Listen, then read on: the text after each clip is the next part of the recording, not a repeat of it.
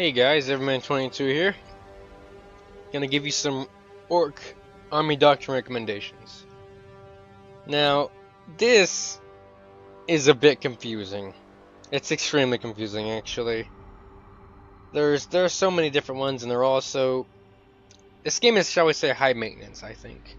It's a way more high maintenance than the other games. The other games, you just jump in. This one, if you're playing multiplayer or even against an AI, you have to pick 8 from every single one. You gotta pick 3. So these are my recommendations. This is me trying to make it a little bit easier for you, and give it and explain a little bit. This one, Sabotage. This is good.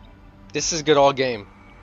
It allows your Gretchens, which are extremely cheap units by the way, to disable vehicles. That's extremely nice. This is sustainable, meaning it's good early game, mid game, and late game. There won't be a lot of vehicles early game, mind you, but still, it's nice to have mid game and late game for sure. Because this means that instead of focusing on your targets, on your boys and your trucks, the enemy's gonna be focusing on all your Gretchens. So essentially, your Gretchens turn into a meat shield and stun vehicles. If they go vehicle heavy, you just wreck them every single time. Get some tank busters, and they're just dead. This one's also nice. Healing scrap. None of the units here heal after looting scrap. This is nice because after every battle, there's probably going to be some scrap.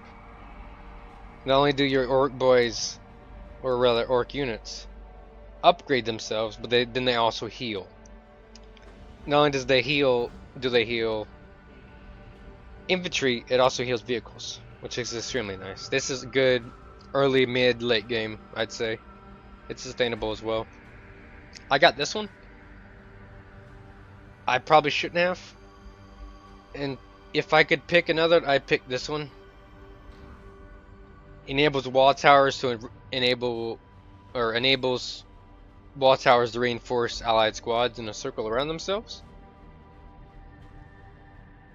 With this combo here, this one, and this one, the ideal style of play is push fast, build up wall towers aggressively, and then just keep pushing because you can reinforce yourself. It's a bit like a attack that one guy did to me during the beta. He was a Space Marine, now a Space Marine.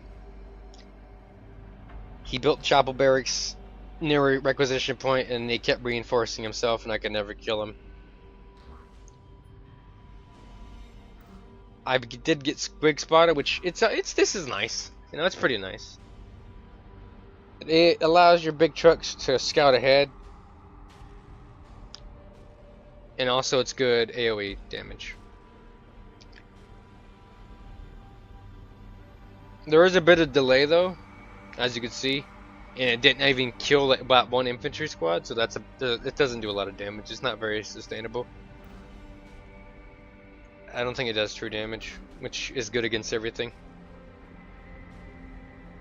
There are some combos you could do. For instance, you could do rocket refill, which allows your killer cons to loot through piles of guns and get charges of rockets.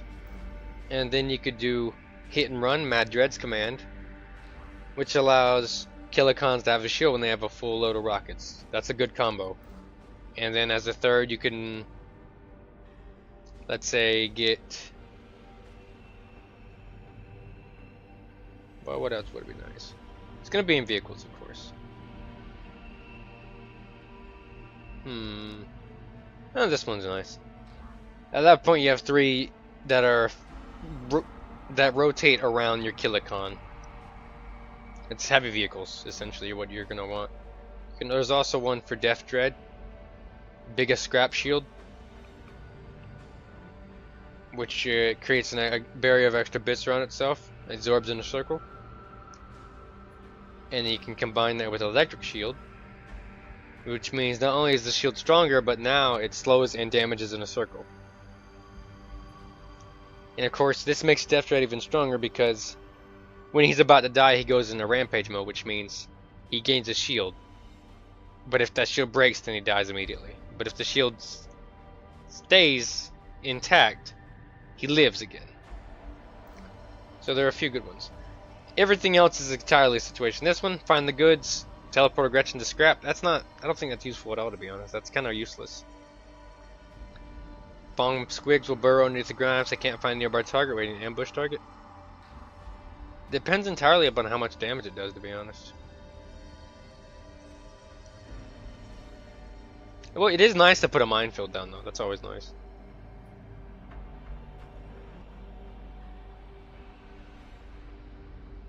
Took down his entire shield, okay. Still not very good. Rocket barrage. I'm not going to go through every one of them. You don't have to worry about that. There are too many to go through. That's not very good. Yeah, it did take their shields down. It depends on how much damage it do to vehicles, to be honest, whether or not it's sustainable or not. This one's pretty good for early game. It lets your looters get into an attackable piece of scrap to hide underneath, and they can move around with it. Which, to be honest, is kind of hilarious.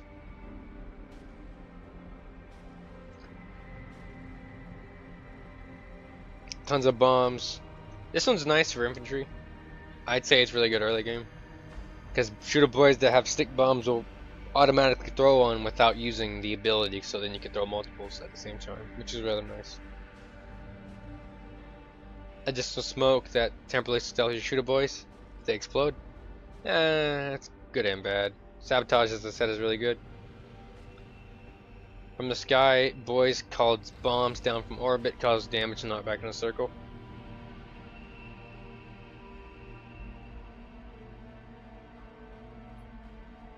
I don't think it's worth it, to be honest.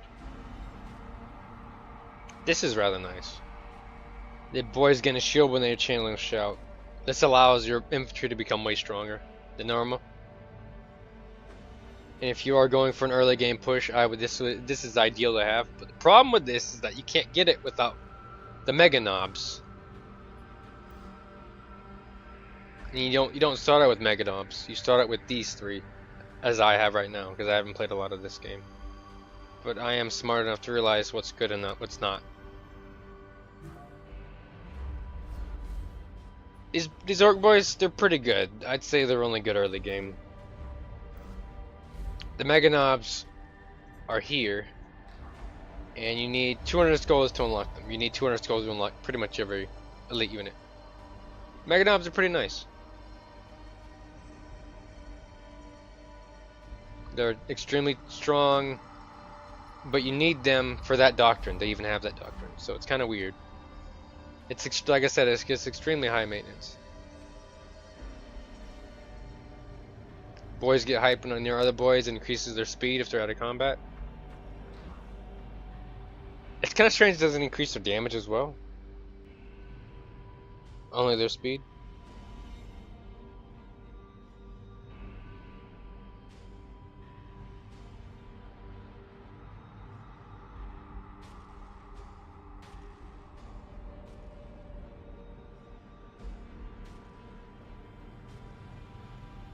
A lot of micro. This game is rather micro intensive.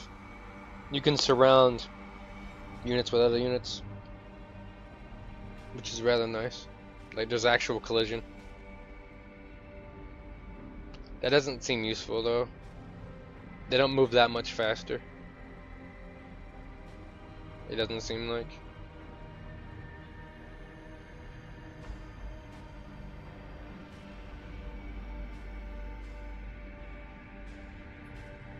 Yeah, they don't move that much faster. This, if you are going infantry, this is also nice to have. It allows them to gain a shield when they taunt. And this allows them to survive against units that otherwise wouldn't be survived. This one knob squad is capable of tearing down these two Howling Banshee squads, which otherwise they wouldn't be able to. Because Howling Banshees are good against heavy infantry. This one's extremely strange. Death Cop is attached to a first vehicle structure they collide with, which causes slow and damage over time. It's extremely weird.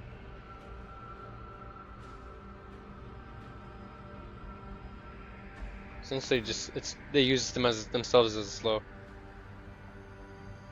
Beauty's command, custom force fields. Wall tower spawns a barrier that absorbs shots while wall abilities channeling. This is good when combined with the early game push where wall towers reinforce themselves, and then you can have like Gretchens or something like that. That's decent, but not that strong. This one's kind of weird. I don't think it's worth an army doctrine to be able to use a big truck to fire a smoke shell.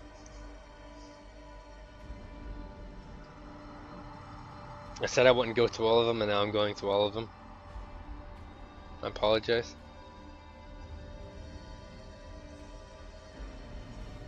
I'd say this is decent. If you're good into map control, this allows you to know where your enemy's going, right here, because then any Def Copter plants just a regular Gretchen that just stays down there and then triggers a flare whenever someone walks into a circle. When loaded with units, trucks subject to Storm Boy suicide in target position. This is good. You need Storm Boys to do it. The range is rather large. Look how high the range is. It's kind of hilarious if you just get multiple trucks and just start shooting Storm Boys at them. That'd actually be decent, I think. You'd have to go truck heavy though. Tractor pull is really good. I like tractor pull. It allows you to save units. As you see, the range is rather high. It allows you to save melee units, or infantry units rather, if they're being surrounded. And I'm pretty sure, I'm not sure entirely if you could use that on elite units. I'm pretty sure you can. At least infantry elite units, yeah. Should be able to. Yeah, this is my recommendation. This one, and then this one whenever you can get it. You need Gorgets to have it. Or Gorkanot to have it, I mean. You don't start out with Gorkanot. And then you just go aggressive. This game is a lot higher maintenance than any other Dawn of War 3 game, I think. Or any other Dawn of War game, sorry about that. Because any other Dawn of War game, you can just start. You just start and you play it. You don't have to select all this, then select your elites. And you gotta make sure you have the right elites, otherwise you can't use those doctrines. And then you can play the game. It's extremely high maintenance. And the most average gamers probably wouldn't know what to do with this. Honestly, when I looked at it, I thought this was too much. Like, it's extremely specialized, extremely high maintenance. Like, you gotta know what you're doing, otherwise you're probably gonna just get wrecked by a guy who has a more well-rounded army doctrine selection. Yeah, these were my selected ones for orcs. I hope you enjoyed my video. I'm sorry if it seemed like I'm rambling, but there's a lot to talk about, and I think I'm gonna make a video explaining all my thoughts about doctrines, because there's a lot of them. And of course I'm gonna give one per race, so you can expect 2 more whenever I get the time to deal with them. I do get some days off tomorrow, so that'd be nice. Tomorrow, next day. I'm Everman22. Thank you guys for watching.